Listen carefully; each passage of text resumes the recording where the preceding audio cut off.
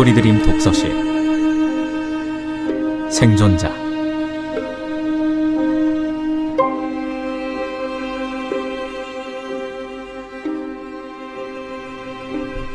그녀는 눈을 뜨고 싶지 않았다. 머릿속을 한 바퀴 감고 도는 사이렌 소리는 분명 실제는 아닐 것이다. 하지만 통증을 느끼는 발목과 쓰라린 목거죽이 기억하고 있다. 감은 눈 속으로 기억의 파편들이 달려든다. 차라리 시력을 잃었다면 좋겠다. 미영은 중얼거린다. 어차피 앞으로 보게 될 건 지옥이 분명할 텐데. 그 순간엔 비명을 지를 새도 없었다. 머리끝까지 달아오른 술기운, 흥겹고 몽롱한 분위기까지 이성을 마비시켰다. 네온 사인이 춤을 추는 것을 바라보고 있었는데 순간 축축한 손수건이 입을 틀어막았다.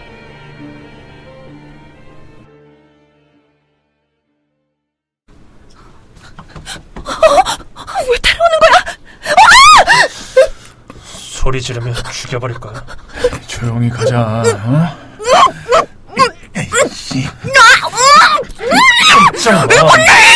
안 그럼 너만 다쳐. 조용히 못해. 뭐해? 빨리 태워. 미영아! 가면 안 돼! 누가 좀 도와주세요! 아이씨, 빨리 출발해.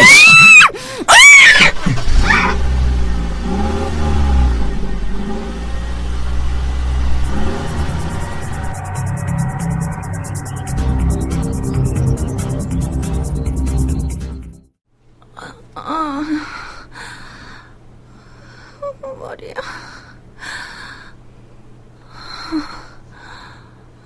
여기가 어디야? 여기가 어디지? 내가 정신을 잃었나 봐. 머리로 창문을 박은 것까지는 기억나는데 내가 유괴를 당한 거야? 납치? 뭐지? 단순 유괴? 그럼 다행인데. 강간? 몸값을 요구하기엔 나이가 너무 많은데. 그렇다면 살인이나 강간.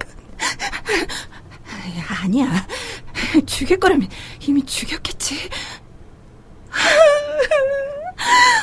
그래도 내가 납치된 건 분명한 사실이야. 대체 왜 날 납치한 거지? 누구 없어요! 아무도 안 계세요! 여기는 왜 이렇게 온통 하얀 거야! 너무나 새하얀 천장. 형광등 불빛은 방 안에 생길 수 있는 그림자를 허락하지 않았다. 벽 아래쪽에 보이는 침대 역시 하얀색이었고 하얀색 이불이 덮여 있었다. 얇은 이불은 사람의 형태를 그려내고 있었다.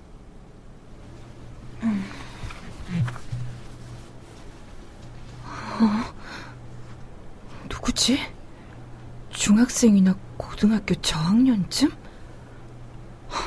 여기가 어딘데 저렇게 편안한 표정으로 잘 수 있을까? 마치 자신이 따뜻한 침대 속에서 아침잠에 빠진 듯한 모습이잖아. 단발머리, 그리고 동그란 이마에 여드름 하나. 저쪽에도 침대가 하나 있네. 저쪽에 누워있는 남자애는 더 어리잖아. 중학생 정도? 저기, 여보세요. 저기요.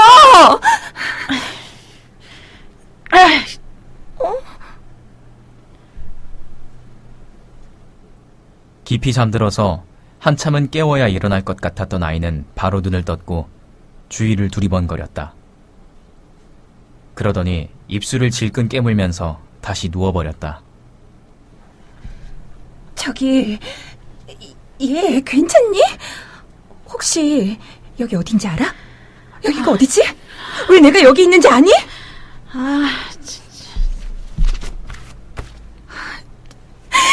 얘 좀 일어나봐!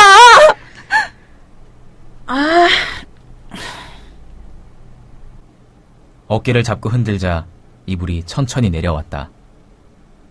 눈동자는 미영의 얼굴을 향하고 있었다. 생각이 많아 보이는 눈.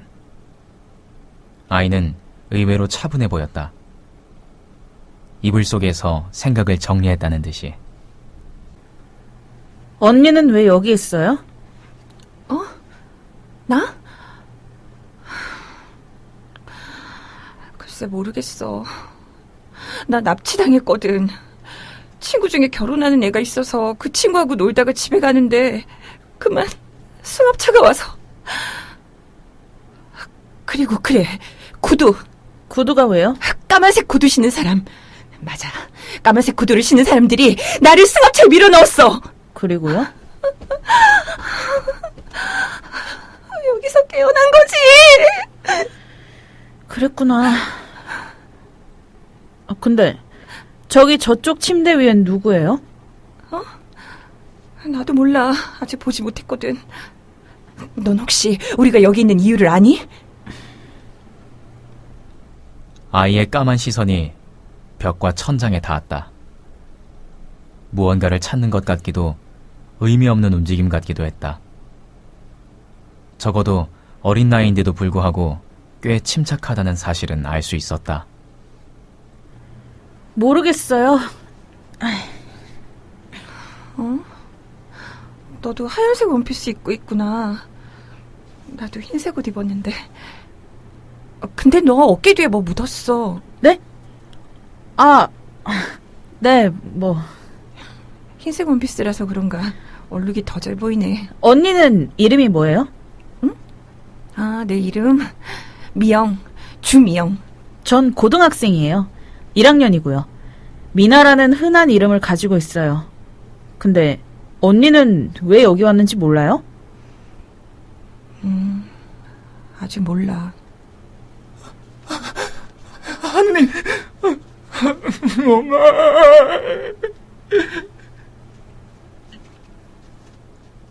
구석 쪽의 침대 위에서 움직임이 있었다. 이불 속에 들어가 있던 두 번째 아이가 몸을 일으키고 있었다. 체구가 작고 여려 보이는 아이는 우리에게 같은 질문을 던졌다. 저기요. 여기가 어디예요? 안 돼. 하느님, 제발 저를 구해주세요. 네? 절 구해달라고요, 제발! 울지 마. 응? 울지 마. 넌 이름이 뭐니? 희승이에요. 문희승. 희승이 넌 여기가 어딘지 아니? 몰라요. 여기가 어디예요? 친구들은 없어? 너 혼자야? 잘 모르겠어요. 4명 정도였던 것 같은데 어쩔 수 없었어요. 모두 어디로 갔는지 모르겠어요. 친구들이 어디 갔는지 모른다. 희승아, 울지 마. 괜찮을 거야. 희승이 얘도 미나처럼 옷에 기름 얼룩이 묻어있네?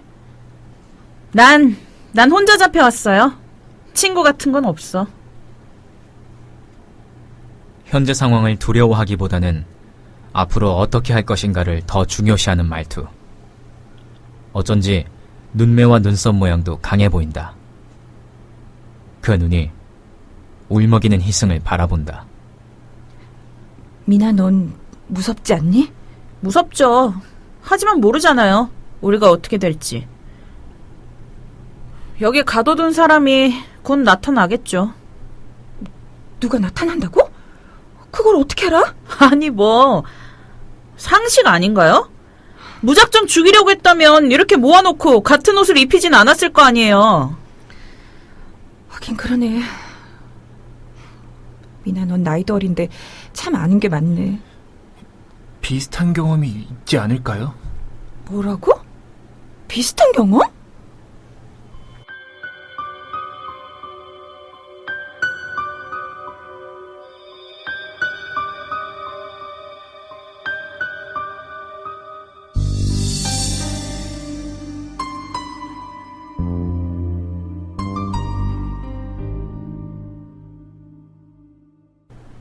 방 끝에 방문 모양의 선이 있었다.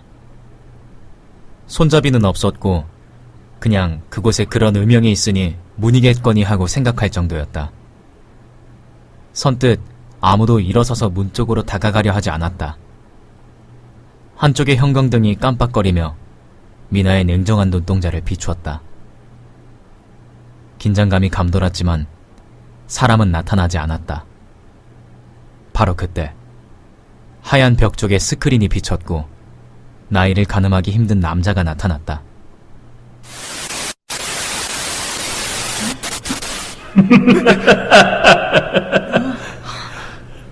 안녕하십니까, 여러분.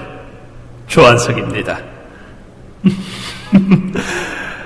저를 이미 신문이나 방송에서 본 적이 있을 겁니다. 물론 관심이 없다면 보지 못했을 수도 있겠군요.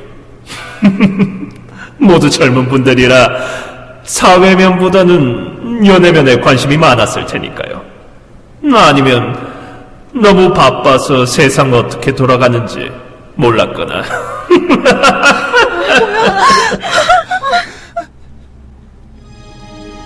미영은 찌푸린 미간 사이로 조한석을 떠올리고 있었다. 동기들의 수다 속에도 그의 이름이 거론되었다. 조한석, 야, 살다 그런 사람 처음 본다. 어떻게 살아있는 사람을 가지고 실험을 하냐? 실험할 대상은 강제로 납치를 해온대. 실험한 후에는 대부분의 사람들이 죽는데잖아. 어쩌다 발견한 시체를 보면 얼마나 잔인한지 모른대. 그러니까 조한석은 살인도 서슴지 않는 냉혈한이지. 과학의학을 빙자한 시대의 살인마. 수많은 희생자가 나왔는데도 조한석을 잡아들일 순 없었어. 왜냐? 증거가 없으니까. 두 번 다시는 없을 희대의 살인마라니까. 다들 밤길 조심해. 쥐도 새도 모르게 납치를 당해서 실험 대상자가 될 수도 있어. 동기들은 희대의 살인마 등의 수식어를 붙였지만 미영은 별로 관심을 두지 않았다.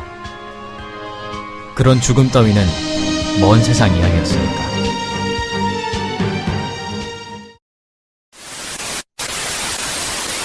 어쨌든 방송을 보신 분은 아시겠지만 저는 정신과 교수고 실험을 즐겨합니다. 이미 여러 번 실험을 했고 불행히 희생자들도 나왔죠. 뉴스에서 봤다면 제가 재판장에 많이 다녔고 증거 불충분으로 기소되지 않았다는 것을 알고 계실 겁니다. 세상 사람들로선 참 다행이지요. 인간의 참모습을 찾을 수 있는 천재를 잃을 뻔했으니까요. 다시 말해 희생자들을 만든 건 제가 맞습니다. 실험도 처음에는 다듬어지지 못했고 희생자들도 잔인한 모습으로 사라졌어요. 한번 보시겠습니까? 주사 놓지마 주사. 의사 선생님, 아니 박사님, 살려주세요. 선생님이 강제로 집어넣어 물속에 들어가니까 내 몸이 막 짓물러지고 썩어가고 물고기들도 나를 퍼먹고. 살려주세요. 네, 이만큼 실험했으면 됐잖아요. 제발. 엄마가 기다린단 말이에요. 엄마. 나 무서워. 나 좀 구해줘, 엄마.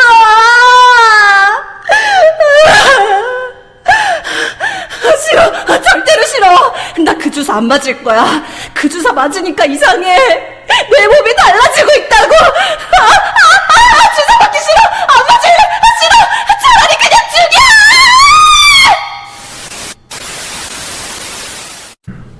참 인간들이란 다들 저렇게 발악을 하다 상처를 입는다니까. 여러분 보셨지요? 이 실험도 다 처음 한 거고 원래 처음이란 게 다 시끄럽고 좀 요란하고 그렇더라고요. 이렇게 한 50명 가까이 실험했습니다. 한국은 너무 위험해서 후진국 쪽에서도 실험은 이루어졌지요. 하지만 제가 한국 사람이다 보니 어떤 한계가 느껴졌어요. 그래서 한동안 외국을 돌아다니다가 다시 한국에 돌아온 겁니다.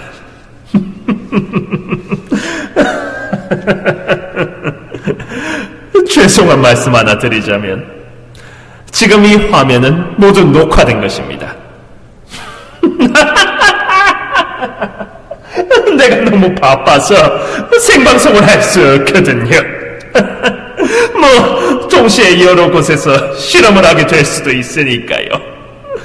어쨌든 실험은 유기적으로 연결되어 있고 여러분들이 생각하는 것보다 훨씬 정교합니다.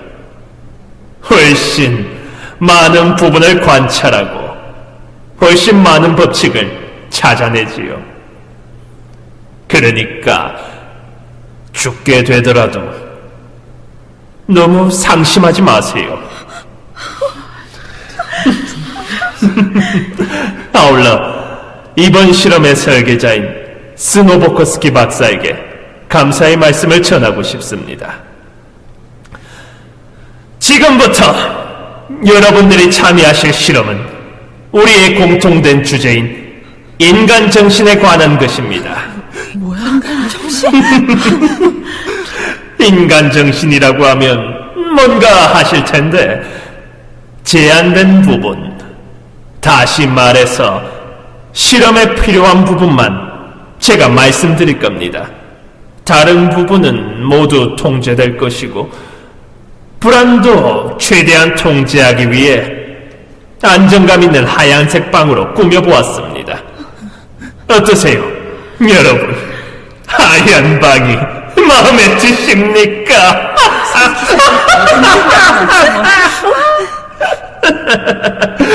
지금부터 생기는 불안과 불안 반응은 면밀히 관찰될 것입니다.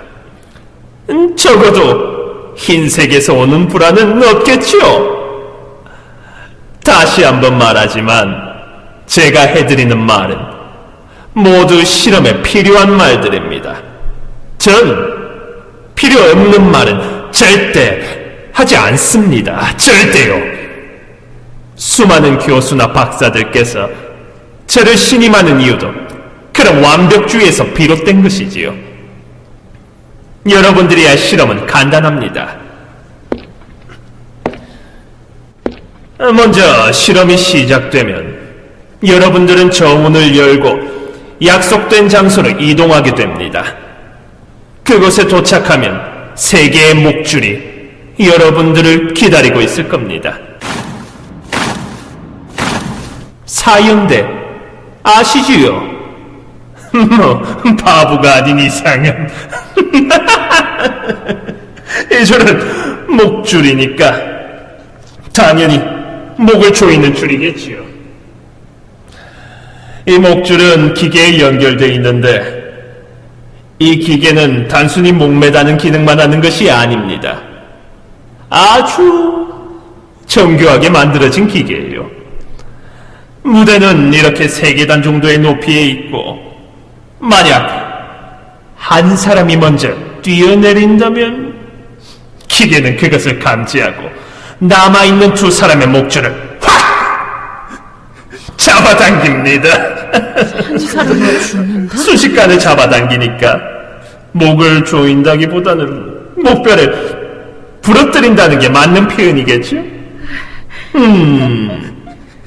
뛰어내린 사람은 어떻게 되냐고요? 살아남습니다. 치열한 전투에서 살아남는 거지요. 나머지 2은 죽습니다. 배신자 1명에게 욕할 시간도 없이 아주 빠른 속도로. 그런데 전부 다 살 수 있는 방법도 있습니다. 저 그렇게 나쁜 인간 아니에요. 다 살 수 있는 방법도 마련해 뒀다니까요. 잘 들으세요, 여러분. 살아야 돼. 뭔가요? 그 방법 5분. 5분의 시간 동안 한 명도 뛰어내리지 않으면 됩니다. 근데 이것도 확실하지 않은 것이 기계가 50%의 확률로 목줄을 잡아당기거든요. 그러니까 기회 비용은 1.5명인 거죠. 뛰어내리게 되면 기회 비용은 1명. 3명 모두 목줄을 걸고 5분을 견디면 기회 비용은 1.5명. 머리 나쁜 인간들을 위해 다시 한번 설명을 하지요. 첫 번째 선택. 목줄을 건 상태에서 3명 중 1명이 뛰어내리면 그 뛰어내린 사람은 당연히 살고 나머지 2명은 죽습니다.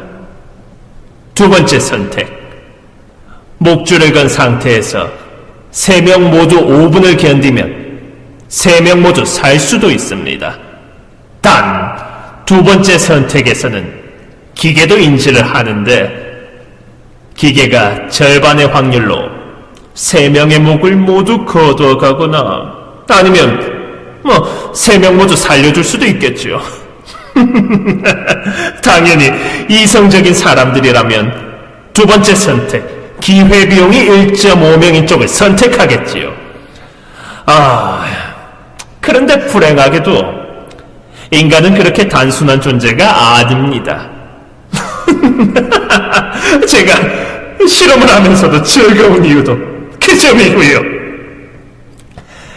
이미 5명으로 실험을 마쳤고 4명으로도 실험을 마쳤습니다.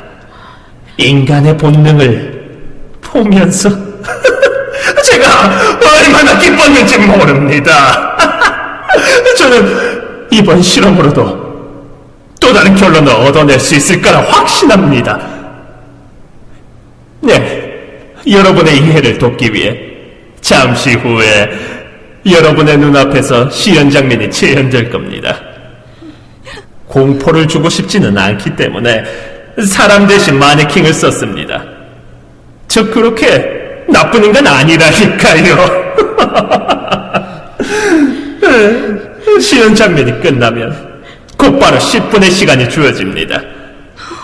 10분 동안 여러분은 충분하게 토론을 거치고 합의를 도출해내는 것이 좋겠습니다.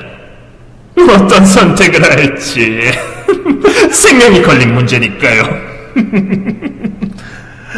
지금까지 해온 다른 토론보다 훨씬 열정적이기를 기대합니다.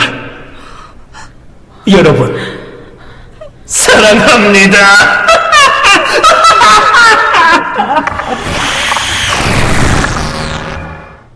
목소리는 더 이상 들리지 않았다. 대신 문이라고 생각했던 곳의 위쪽 벽에 목줄이 3개 내려와 고정되었다. 그리고 복면 쓴 사람들이 마네킹을 세워놓고 목줄을 매달았다. 곧 한 명이 마네킹 하나를 밀었고 힘없이 아래쪽으로 떨어졌다. 순간 다른 마네킹 목을 감고 있던 줄이 위로 당겨져 올라갔다. 그 속도가 너무 빨라 목이 잘려나갔다. 어떡해!